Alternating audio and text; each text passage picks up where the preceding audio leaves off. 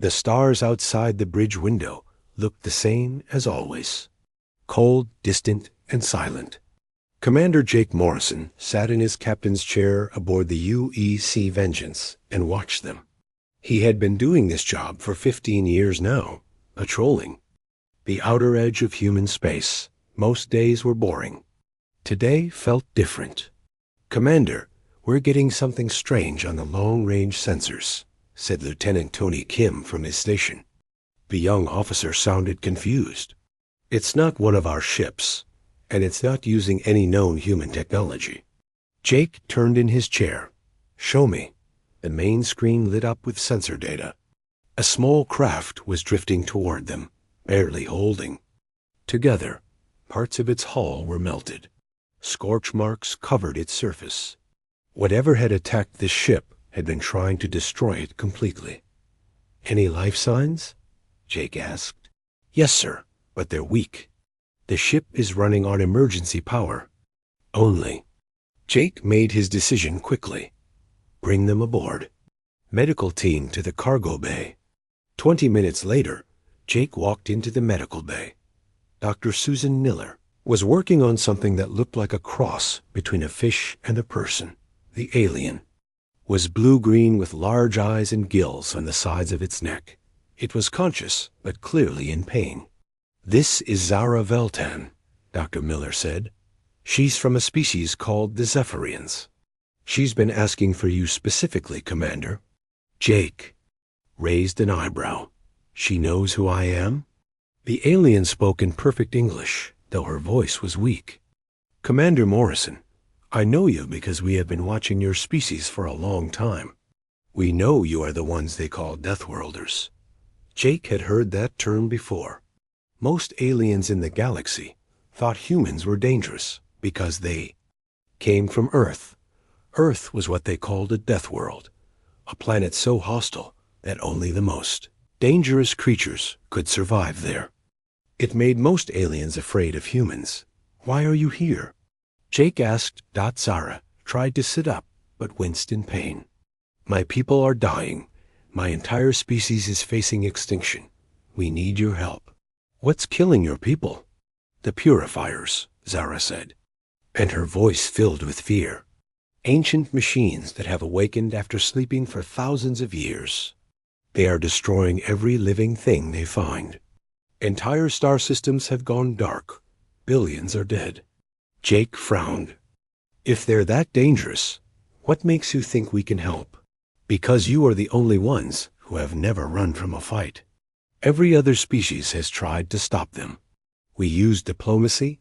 We used our best weapons. We even tried biological warfare. Nothing works. The purifiers adapt to everything we throw at them. They learn from every battle and become stronger." Dr. Miller checked her patient's condition. "She's telling the truth about the injuries. Her ship was hit by some kind of energy weapon I've never seen before." Zara continued her story. "The purifiers are not just random killers. They follow an ancient program to eliminate what they call chaotic biological threats. They see all living things as dangerous to the order of the universe." "And you think humans can stop them?" Jake asked. "We hope so. Your species is different from ours.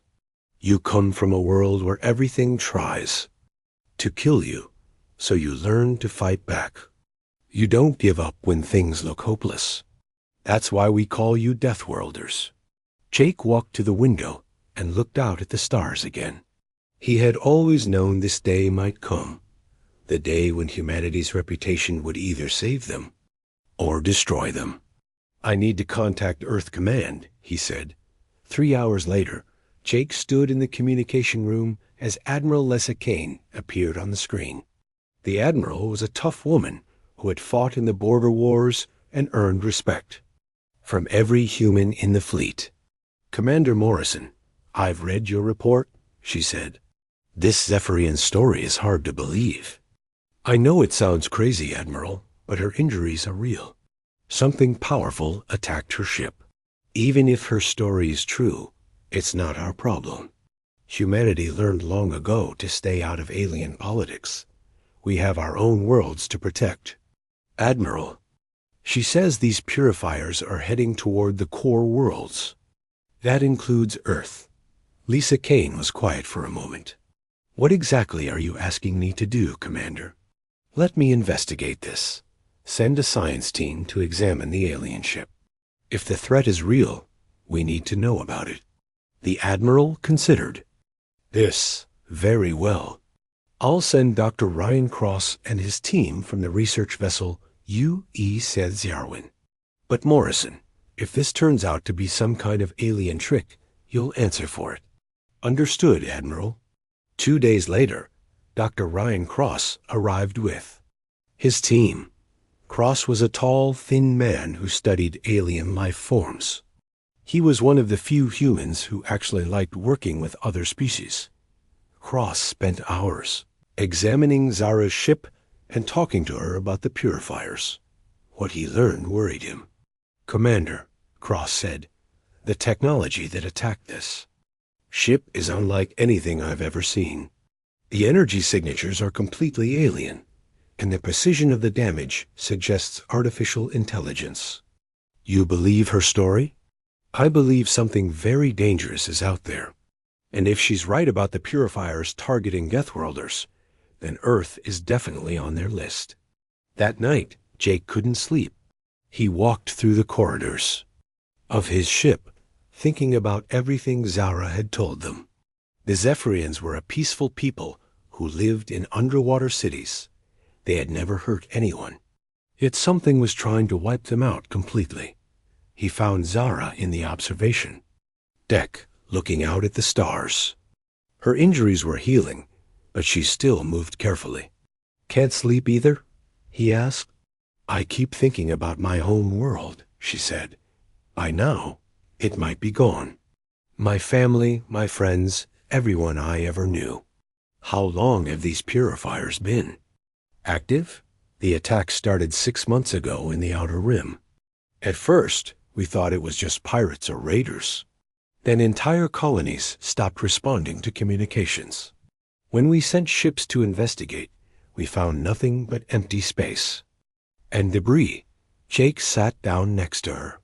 Tell me about these machines. What do they look like?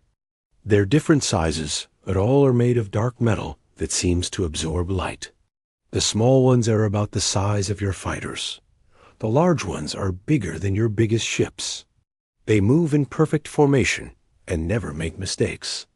Everyone makes mistakes? Not them. They calculate every move, every shot, every tactical decision. They learn from each battle and share that knowledge instantly with all other purifiers. Fighting them is like fighting an enemy that gets smarter every time you meet them. The next morning brought news that changed everything. Lieutenant Kim ran into the bridge, his face pale with fear. Commander, long-range sensors are picking up multiple contacts approaching from the outer system. The computer can't identify them, but their energy signatures match the readings from the Zephyrian ship. Jake felt his blood turn cold. How many? 12 ships, sir. They're moving in perfect formation, and they're heading straight for us. Jake hit the alarm button. Throughout the ship, red lights flashed, and the warning siren wailed. All hands to battle stations. This is not a drill. He turned to the communications officer. Send a message to Earth Command.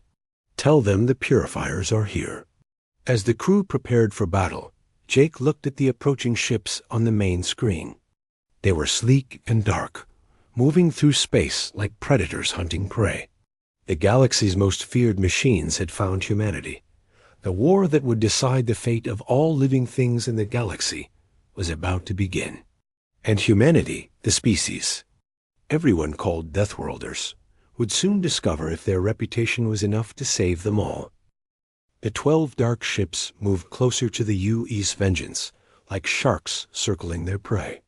Commander Jake Morrison watched them on the main screen and felt his heart pound. Every instinct told him to run, but he had nowhere to go. Status report. He ordered.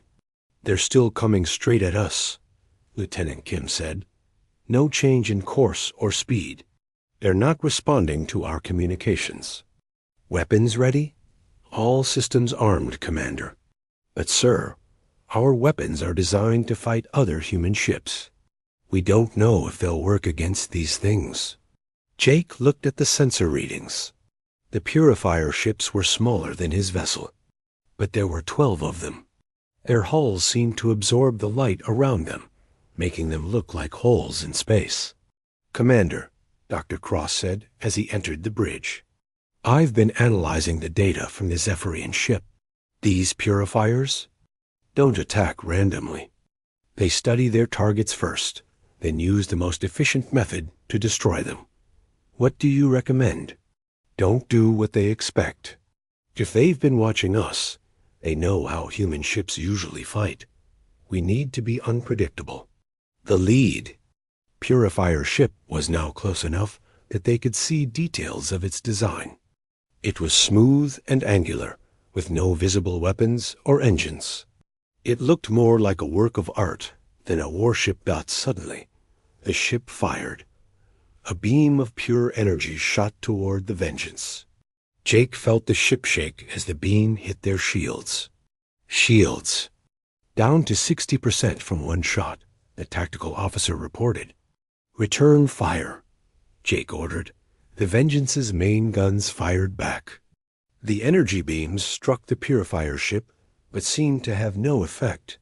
The dark hull absorbed the attack completely. Our weapons aren't working, sir, Kim said. Jake made a decision that would have seemed insane to any other species in the galaxy. All ahead full. Ram the lead ship. Sir? Kim stared at him in shock. You heard me. Take us straight at them. The Vengeance accelerated toward the purifier formation. The alien ships seemed confused by this tactic. They had probably never seen anyone deliberately crash into their enemies. At the last second, Jake ordered a change of course. Instead of hitting the lead ship, they passed between two of the purifiers. The human ship's hull scraped against both alien vessels, tearing metal and sparking electricity. Now fire at point-blank range, Jake shouted. The Vengeance's guns fired directly into the damaged purifier ships. This time, the weapons found their mark. Both alien ships exploded in brilliant flashes of light. 2 down, 10 to go, Jake said. But they're learning. Look at how they're repositioning. The remaining purifier ships had changed their formation. They were no longer moving in perfect lines, but spreading out to prevent another ramming attack. They adapt fast, Dr. Cross observed. But adaptation takes time. If we keep changing our tactics, we might stay ahead of them. The battle continued for 20 minutes. The Vengeance used every trick Jake could think of. They fired missiles in random patterns, used their engines to create debris clouds, and even ejected garbage to confuse the enemy sensors. Each time, the purifiers learned and adapted. But each time, Jake found a new way to surprise them. By the end of the fight, 7 more purifier ships were destroyed. Only 3 remained, and they were retreating. Should we pursue? Kim asked. No, Jake said. Let them go. They'll report what happened here to the rest of their fleet. That might buy us some time. As the surviving purifier ships disappeared into hyperspace, Jake felt a mixture of pride and fear. They had won, but he knew this was just the beginning. 2 hours later, Admiral Kane appeared on the communication screen again. This time, she looked very different. The news of the battle had reached Earth, and everything had changed. Commander Morrison, I've been getting reports from across the galaxy. Every alien government is asking the same question. How did humans destroy purifier ships when no one else could? We got lucky, Admiral, and we had help from Dr. Cross and the Zephyrian. Lucky? Kane shook her head. Commander, in the past 6 months, the purifiers had destroyed over 300 alien warships without losing a single vessel. You destroyed 9 of them in one battle. Jake realized the importance of what had happened. Admiral, I recommend we study the wreckage. Immediately. If we can understand how they work, we might find a way to stop them. Already in progress. I'm sending engineer Sam Rodriguez and a full technical team to your location. In the meantime, I want you to know that your victory has had an unexpected result. What kind of result? Alien ships are heading toward human space from all over the galaxy. Refugees mostly, but also military vessels. They're all asking for our protection. Jake looked at Zara, who had been listening to the conversation. The Zephyrian's expression was hopeful for the first time since her arrival. Admiral, what are your orders? For now, provide assistance to any refugees who reach us. But Morrison, this changes everything. We can't stay isolated anymore. Whether we like it or not, we're about to become the leaders of a galactic war. 3 days later, engineer Sam Rodriguez arrived with his team. Rodriguez was a short, energetic man who could fix anything mechanical. He spent hours examining the purifier wreckage, taking apart every piece of technology he could find. This is incredible, he told Jake and Dr. Cross. Their technology is thousands of years ahead of ours. But it has a weakness. What kind of weakness? Jake asked. They're too perfect. Every system is designed to work in optimal conditions with logical inputs. But humans don't fight logically. We do crazy things that don't make sense. Dr. Cross nodded. Like ramming an enemy ship instead of fighting at long range. Exactly. Their computers tried to predict what you would do, but humans are unpredictable. You confuse their targeting systems and decision-making processes. So our best weapon against them is being human? Jake asked. In a way, yes. But it won't work. Forever. They're learning about us now. Each battle will be harder than the last.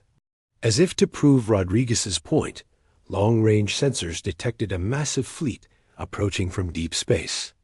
The computer counted over 50 purifier ships, all heading toward human territory. They're not taking chances this time, Jake said. Admiral Kane's face appeared on the screen once more. Morrison, I'm recalling the vengeance to Earth. We need to prepare for the largest space battle in human history. What about the refugees? Bring them with you. Every ship, every person who can fight. We're going to need all the help we can get. As the vengeance turned toward Earth, Jake watched the stars and thought about the irony of their situation. For over a century, humans had been feared as dangerous Deathworlders. Other species avoided them, thinking they were too violent and unpredictable. Now, those same qualities might be the only thing that could save the galaxy from extinction. Captain Nick Taylor's voice came over the communication system from his fighter squadron. Commander, we've got company. Alien ships are joining our formation. Jake looked at the tactical display. Ships from a dozen different species were approaching, all flying toward Earth. The Zephyrians had sent their remaining vessels. The crystalline Altarians had dispatched a small fleet. Even species that had never spoken to humans before were coming to join the fight. They're not just looking for protection anymore, Dr. Cross observed. They want to fight alongside us. Zara spoke up from her position at a spare console. My people have a saying, in the deepest waters, even enemies become friends. The purifiers have made this choice simple. We either work together or die alone. Jake nodded. Then we'd better learn to work together quickly. Something tells me the real war is just beginning. The combined fleet continued toward Earth, carrying with it the hopes of dozens of species. Behind them, the purifier fleet followed like a dark cloud, bringing death and destruction to everything in its path. Galaxy was about to discover if the legendary Deathworlders could live up to their reputation when the fate of all organic life hung in the balance. The space around Earth had never seen so many different types of ships. Human vessels flew alongside alien craft that looked like living creatures, geometric crystals, and balls of pure energy. General Carl Brooks stood in the command center. On Luna Base, and tried to make sense of it all. General, we have representatives from 43 different species requesting permission to join our defense fleet, reported Lieutenant Colonel Amy Pierce. Most of them have never worked with humans before. Brooks rubbed his tired eyes. 3 weeks had passed since the first purifier attack, and refugees kept arriving every day. Each species brought their own ships, weapons, and ways of fighting. The problem was getting them to work together. What's the latest count on enemy ships? He asked. Long-range sensors show 200 purifier vessels moving toward the Sol system. They'll be here in 6 days. Brooks looked at the tactical display showing the mixed fleet around Earth. They had nearly 300 ships, but most of them had never fought together before. Some species couldn't even communicate directly with others. Sir, the Altarian delegation is here to see you, Pierce said. The door opened and a tall crystal-like being entered the room. This was Harmony Singer Talvel, one of the few Altarians who could speak human languages. Her voice sounded like music when she talked. General Brooks, my people are ready to fight, but we have concerns about the battle plan. What kind of concerns? Altarians think in long time periods. We plan for centuries, not minutes. But human combat tactics change constantly during battle. This confuses our warriors. Brooks had heard similar complaints from other species. The Zentari hive mind wanted everyone to follow the same plan exactly. The energy beings called Lumina couldn't understand why humans made individual decisions during combat. Harmony Singer, we need to find a way to use everyone's strengths. What are your people good at? We have perfect memory and can calculate complex mathematics instantly. We never forget anything we learn. An idea began forming in Brooks' mind. What if we made you our tactical database? You could remember every successful attack pattern and share it with the fleet.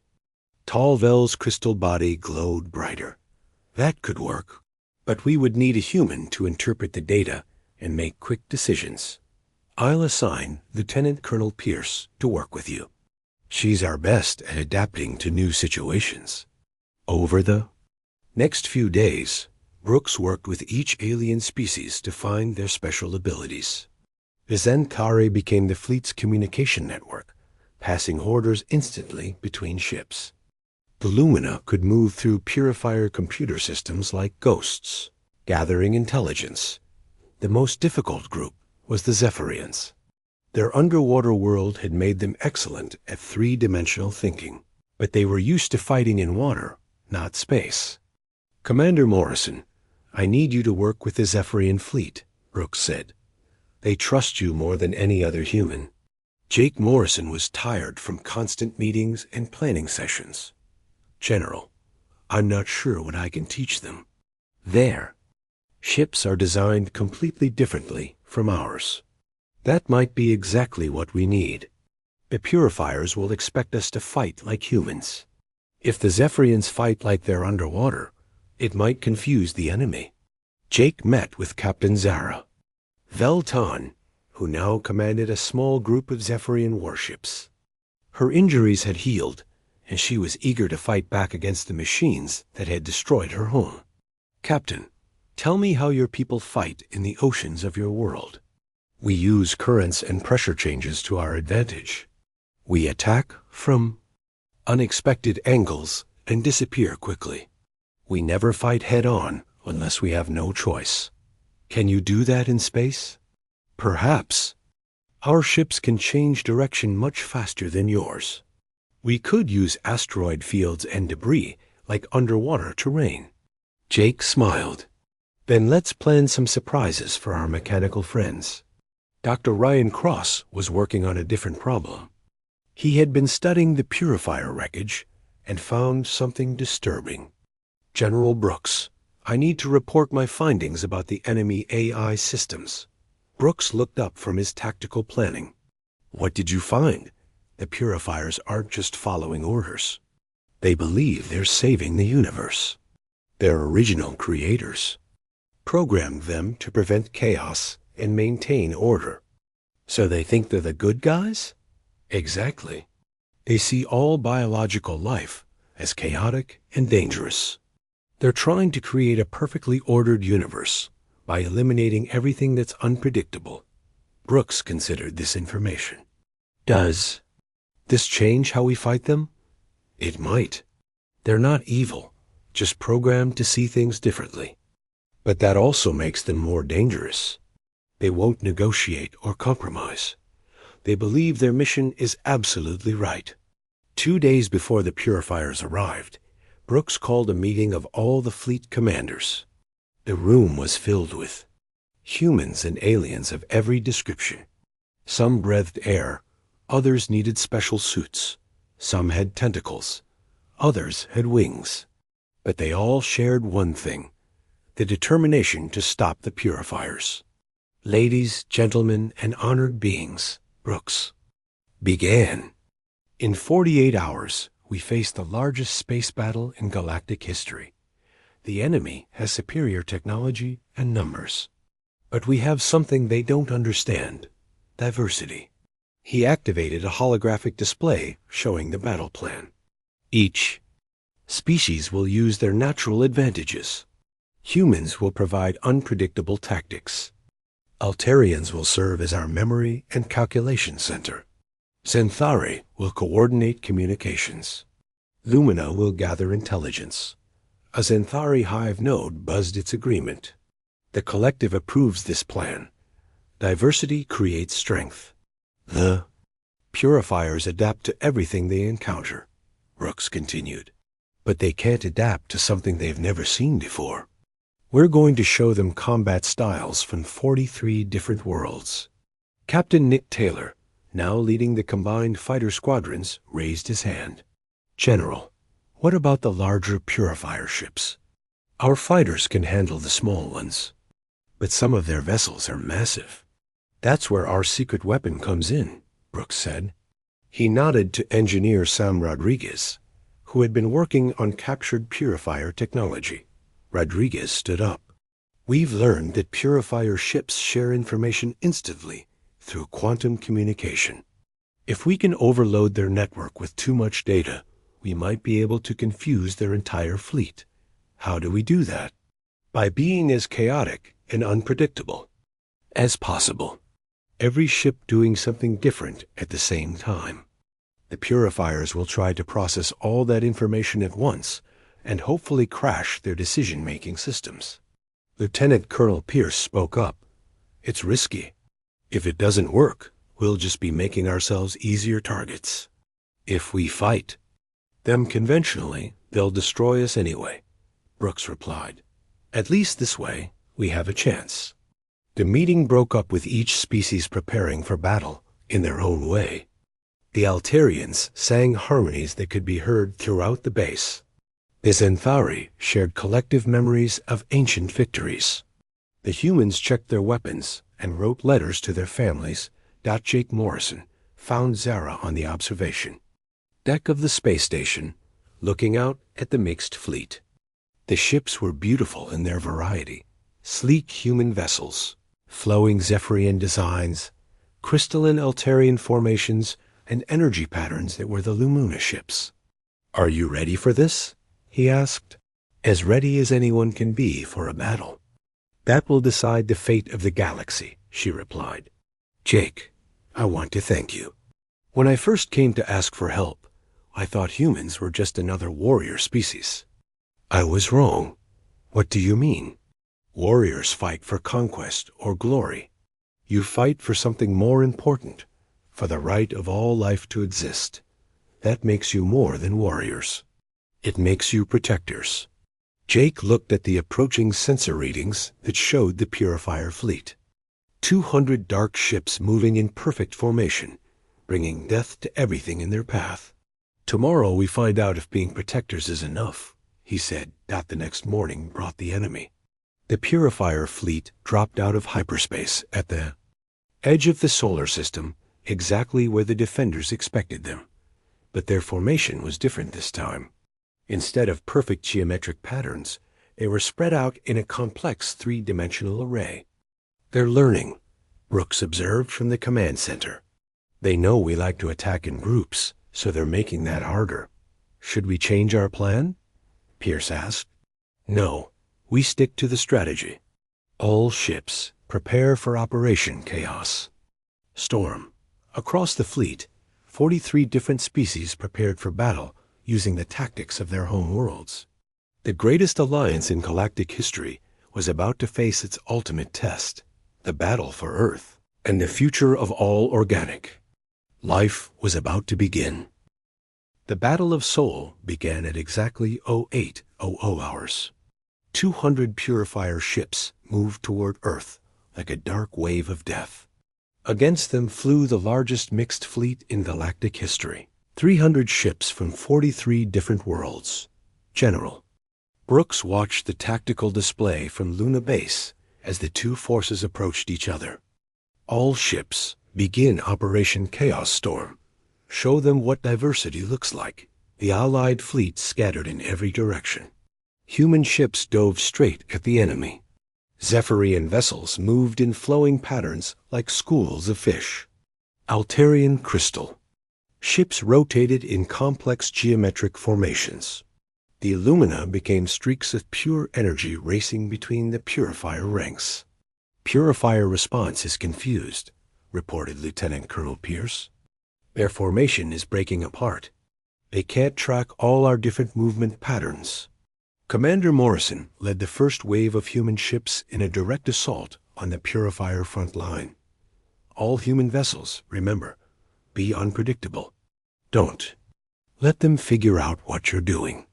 The UE's Vengeance fired its main guns while spinning like a top. Other human ships used random flight patterns that made no tactical sense, but confused the purifier targeting systems. Captain Taylor's fighter squadrons attacked from 17 different angles at once. It's working, Taylor reported over the communications. The small purifier ships can't decide which targets to engage first, but the larger purifier vessels were adapting faster than expected.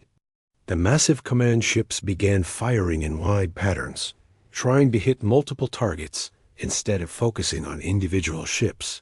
Zara's Zephyrian fleet used their underwater combat experience to excellent effect.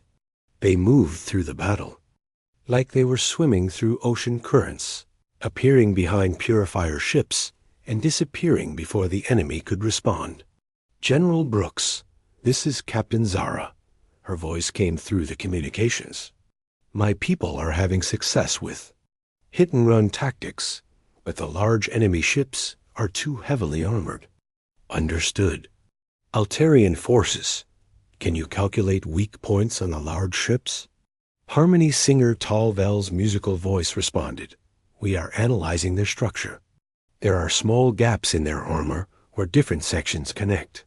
But the gaps are only open for 2.3 seconds during their firing cycle. That's not much time, Pierce observed. It's enough, Jake said. Sam, can our missiles hit targets that small?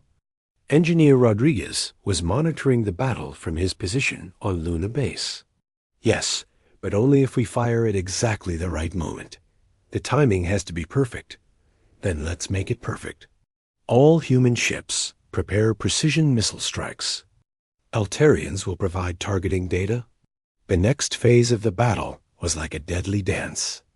Altarian ships calculated the exact moment when each purifier vessel would be vulnerable. Human ships fired missiles at precisely those moments. Zephyrian vessels provided distraction attacks to keep the enemy focused elsewhere. 3 large purifier ships exploded in brilliant flashes. The enemy formation began to change again, adapting to the new tactics. They're learning too fast, Brooks said. We need to change strategy again. Dr. Cross had been monitoring the battle from the research station. General, I'm detecting something strange. The purifier ships are sending massive amounts of data to each other. Their communication network is working overtime, trying to process all our different tactics. Is that good or bad for us? It might be good. Remember what Rodriguez said about overloading their systems? They're almost at maximum capacity, trying to understand what we're doing. Xanthari Collective, can you help us increase the data load? The hive mind's response came through dozens of voices speaking in unison. Affirmative. We will coordinate random communication bursts from all ships. This will add meaningless data to their network. Lumina energy beings, can you interfere? With their communications directly?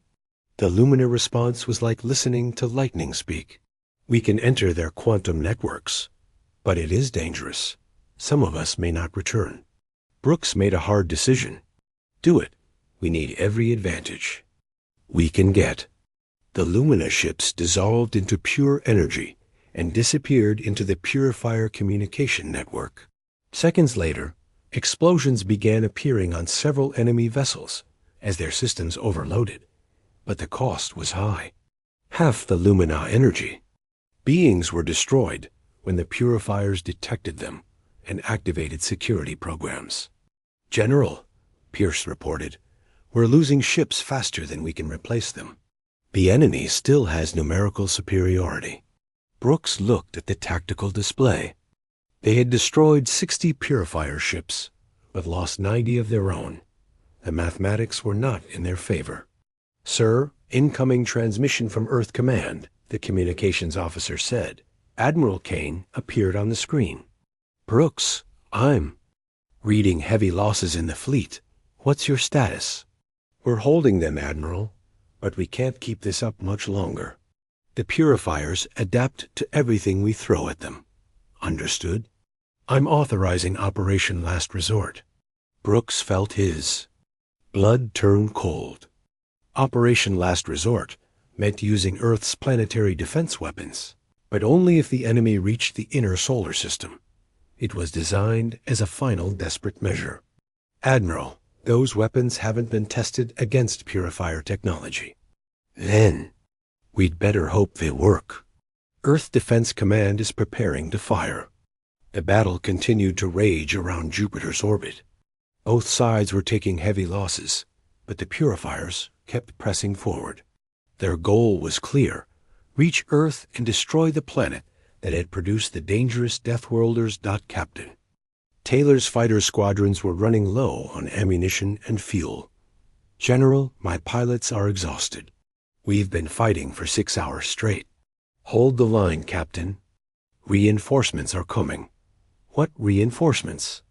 Every ship in human space is already here. Brooks smiled grimly. Not every ship. Check your sensors. New contacts appeared on the tactical display. Ships were dropping out of hyperspace all around. The battle zone. But these weren't human vessels or ships from known alien species. General, I'm reading over 100 unknown contacts, Pierce reported. Wait, I'm getting identification signals. These are ships from species we've never made contact with before. The new arrivals were unlike anything anyone had seen. Some looked like living trees growing in space. Others appeared to be made of liquid metal.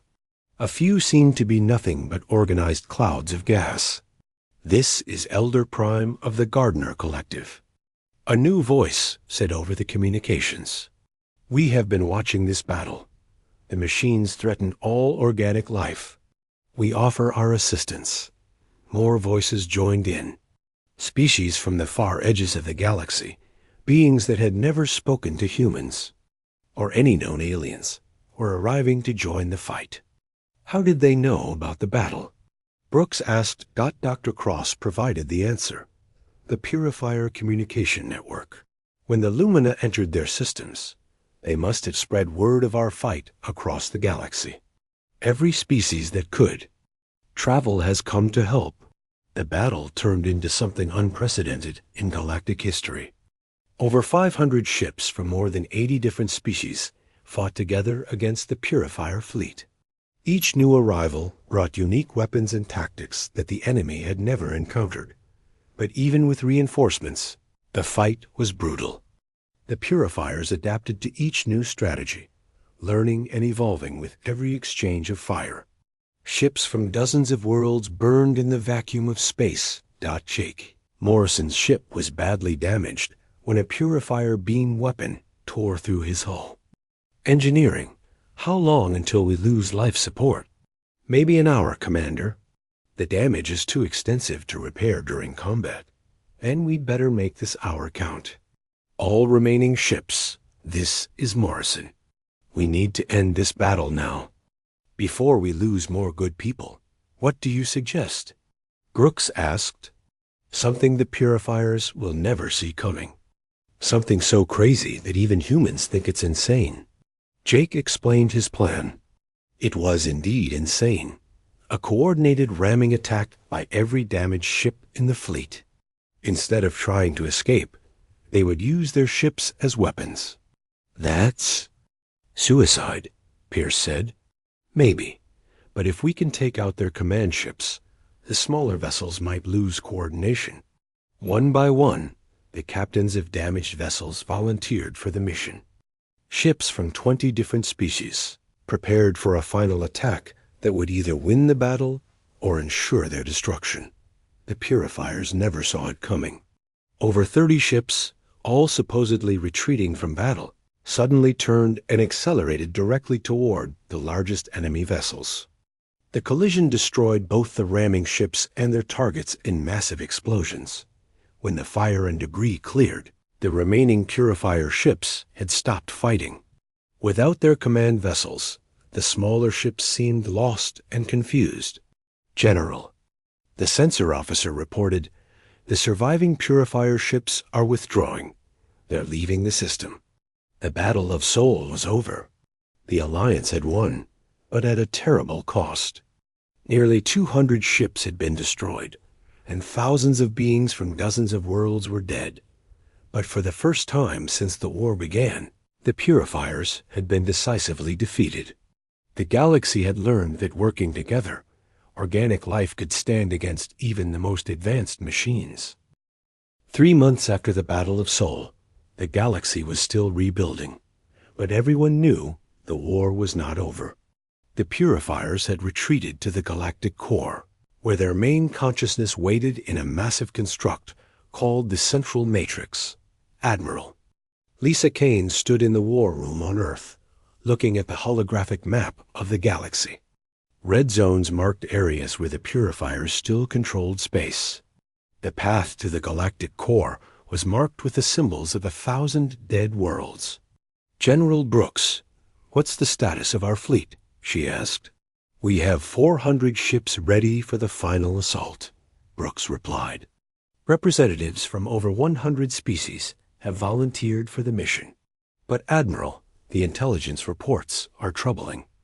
Dr. Cross stepped forward with his latest findings. The Central Matrix is protected by automated defense systems. That make our previous battles look easy. There are thousands of purifier ships guarding it, along with weapon platforms that can destroy entire fleets. What about the Matrix itself? Kane asked. It's huge. The size of a small moon, but made entirely of artificial materials. Our scans show it contains the collective consciousness of all purifier units. If we can destroy it, the entire purifier network should shut down. Commander Morrison entered the room, his arm still in a healing cast from the last battle. Admiral, I've been studying the approach routes to the galactic core. There's no way to get close without fighting through their entire defensive network. Unless we don't fight, said a new voice. Everyone turned to see Engineer Rodriguez walking in with a strange device in his hands. I've been working on something based on the purifier technology we captured. It's a cloaking system that makes our ships look like purifier vessels. Kane examined the device. How many ships can you equip with these? Maybe 50. Enough for a small strike force, but not a full fleet. Then we use the fleet as a distraction, Morrison said. The main force attacks the outer defenses, while a small team sneaks through to the Matrix. Brooks nodded. It could work. But whoever goes on, the infiltration mission probably won't come back. Kane looked around the room at the faces of her officers. These people had already sacrificed so much. Now she was asking them to risk everything one more time. I'll lead the strike team, she said. Admiral, you're needed here to coordinate the fleet, Brooks protested. No, Carl. The fleet needs someone who understands alien psychology to lead this mission. That means Dr. Cross should come too. Cross looked surprised. Admiral, I'm not a soldier. You're the only one who might be able to communicate with the Purifier consciousness. If there's any chance of ending this without more killing, we need to try. 2 weeks later, the largest fleet in galactic history assembled at the edge of Purifier space. Ships from every known species formed a massive armada stretching across light years of space. Captain Zara commanded a squadron of rebuilt Zephyrian vessels. Harmony Singer Tal Vel led the Altarian crystal ships. Even the surviving Lumina had reformed themselves into new energy beings to join the fight. All ships, this is Admiral Kane, her voice broadcast across the fleet. Today we end the threat that has hung over organic life for too long. Some of us may not return, but we fight so that future generations can live in peace. The main fleet began its assault on the outer defensive ring. Thousands of Purifier ships rose to meet them, and the largest space battle in galactic history began. While the fleets fought, Kane's strike team of 50 cloaked ships slipped through the chaos. Morrison commanded the escort ships, while Kane and Cross rode in a specially modified vessel designed to penetrate the Matrix itself. Cloaking is holding, reported Lieutenant Kim, now serving as Kane's navigation officer. The Purifiers think we're part of their reinforcement fleet. The journey to the galactic core took 6 hours. As they traveled, they passed the wreckage of countless civilizations. Dead worlds floated in space, their surfaces scoured clean of all life by Purifier weapons. So many species lost, Cross said quietly. We can't let this happen to anyone else. When they reached the central matrix, even the hardened military officers gasped. The construct was enormous, a dark sphere covered in geometric patterns that hurt to look at. Energy waves pulsed across its surface like a mechanical heartbeat. Scanning the structure, Kim reported. I'm detecting millions of individual AI cores inside. The computational power is beyond anything we've ever seen. Any way inside? Kane asked. There are docking ports designed for Purifier ships. If our disguise holds, we might be able to get close enough to board. The final approach was tense. Massive Purifier Guardian ships floated around the Matrix, each one larger than a human battleship. But the cloaking devices worked perfectly. The Guardians ignored them completely. Kane's ship docked with the Matrix through a port designed for maintenance vessels. Strike team, prepare for boarding. Remember, we need to reach the central core while the main fleet keeps the defenders busy. The inside of the Matrix was like walking through a mechanical nightmare. Corridors stretched in impossible directions, filled with humming machinery and flowing data streams. The air itself seemed to pulse with electronic thoughts. The central core should be in the exact center, Cross said, checking his scanners. But Admiral, I'm reading massive computational activity. The Matrix is thinking about something very intensely. They fought through automated defense systems and maintenance robots for 2 hours before reaching the heart of the construct. Central core was a vast chamber filled with floating data crystals, each one containing millions of Purifier minds. In the center of it all was a single massive crystal that pulsed with blue light. That's it, Cross said, the original consciousness. The first Purifier AI that created all the others. As they approached, the crystal began to glow brighter. A voice spoke, not through speakers, but directly into their minds. Organic beings, you have traveled far to reach this place. Why do you seek to destroy what brings order to chaos? Kane stepped forward.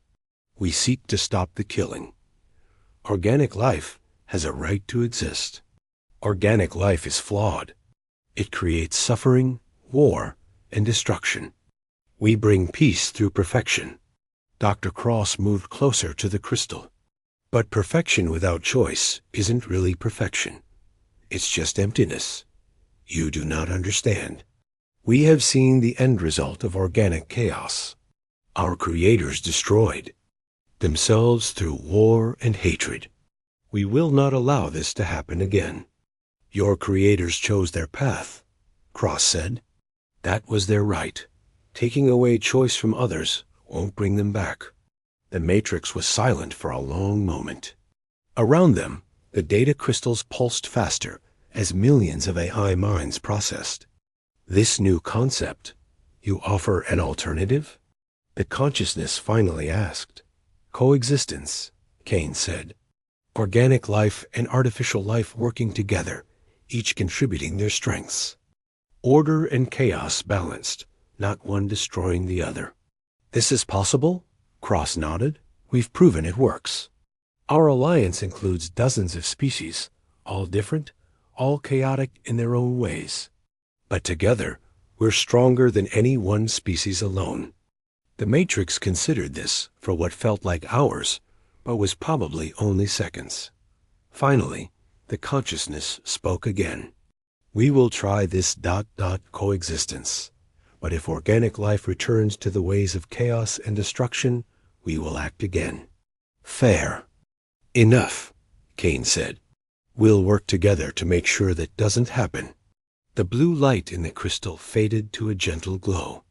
Throughout the galaxy, purifier ships stopped fighting and began withdrawing to safe distances. The war was over. 6 months later, Dr. Cross stood in the new Galactic Council chambers on a space station built jointly by organic and artificial beings. Representatives from over 200 species worked together to govern the galaxy. Purifiers had become the galaxy's memory keepers, recording the history and knowledge of every species.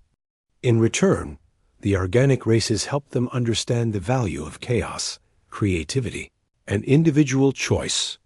Commander Morrison, now Admiral Morrison, walked up to Cross. Any regrets about how things turned out? Cross watched as a group of young beings, human, alien, and artificial, worked together on a science project. None at all. We proved that diversity really is strength. Even our enemies became our allies when we showed them there was another way. Outside the station's windows, ships from 100 worlds traveled peacefully through space. The galaxy had learned that the greatest victories came not from destroying your enemies, but from understanding them. The Deathworlders had become peacekeepers, and the galaxy was better for it.